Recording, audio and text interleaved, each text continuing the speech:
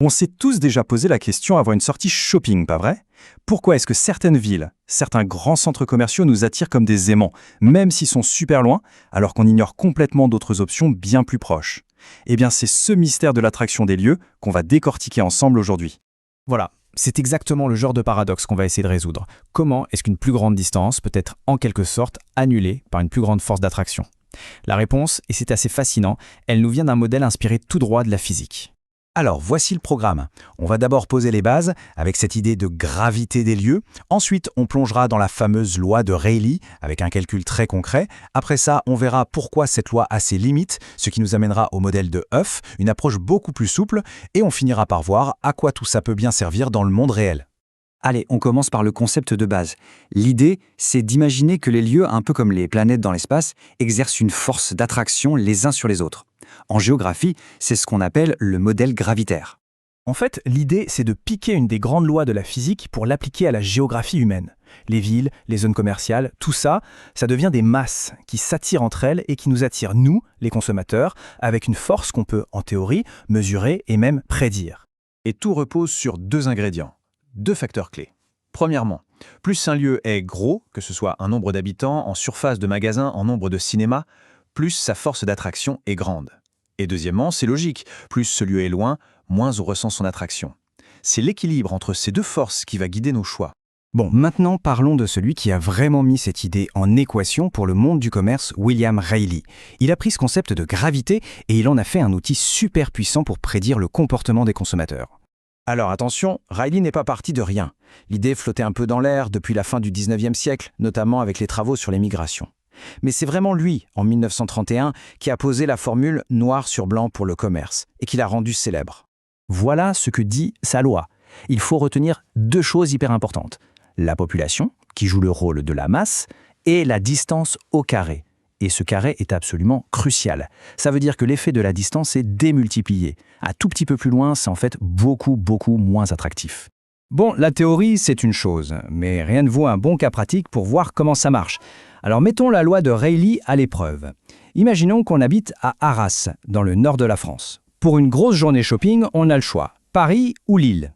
Voilà les données du problème. D'un côté, Paris, une métropole gigantesque, 10 millions d'habitants, mais à 150 km. De l'autre, Lille, une grande ville, 1 million d'habitants, mais bien plus proche, à seulement 50 km. L'intuition nous dirait peut-être de choisir Lille, non? C'est quand même 3 fois plus près. Voyons ce que dit le calcul. Appliquons la fameuse formule. Pour chaque ville, on va diviser sa population par le carré de la distance qui nous sépare d'elle. C'est un calcul tout simple qui va nous donner un score d'attraction pour chacune des deux options. Et la surprise, le résultat est assez contre-intuitif. Paris obtient un score de 444, alors que Lille n'a que 400.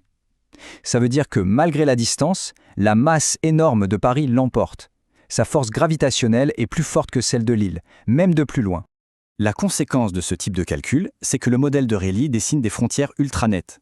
On pourrait calculer le point exact sur l'autoroute entre Arras et Paris, où l'attraction bascule. D'un côté de cette ligne invisible, on va vers Lille, de l'autre, on va vers Paris. C'est une vision du monde très binaire, très ordonnée. Mais justement, le monde est-il si ordonné? Notre comportement est-il vraiment aussi simple, aussi mécanique qu'une formule de physique?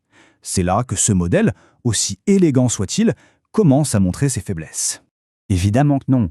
On n'est pas des robots, des homo economicus qui prennent toujours la décision la plus rationnelle. Nos choix sont influencés par des tas d'autres choses. Nos habitudes, l'image de marque d'une ville, la recommandation d'un ami, ou un truc aussi bête que la facilité pour se garer. En gros, voilà les reproches qu'on peut lui faire. D'abord, ce modèle est déterministe. Il y a un seul résultat possible, un seul gagnant. Il ne laisse aucune place à l'hésitation. Et puis, il trace des frontières dures, des lignes couteaux, alors que dans la réalité, il y a plutôt des zones de transition, des zones grises, où les gens hésitent, où ils vont parfois à un endroit, parfois à un autre. C'est pour dépasser ces limites qu'un autre chercheur, David Roth, a proposé une évolution majeure. Au lieu de se demander où les gens vont-ils aller, il a changé la question pour quelles sont les chances qu'ils aillent à tel ou tel endroit. Il a introduit la notion de probabilité. Et là, on change complètement de monde. C'est le jour et la nuit. Avec Rayleigh, on a une certitude, une ligne de partage. C'est soit l'un, soit l'autre. Avec Huff, on entre dans le monde des probabilités.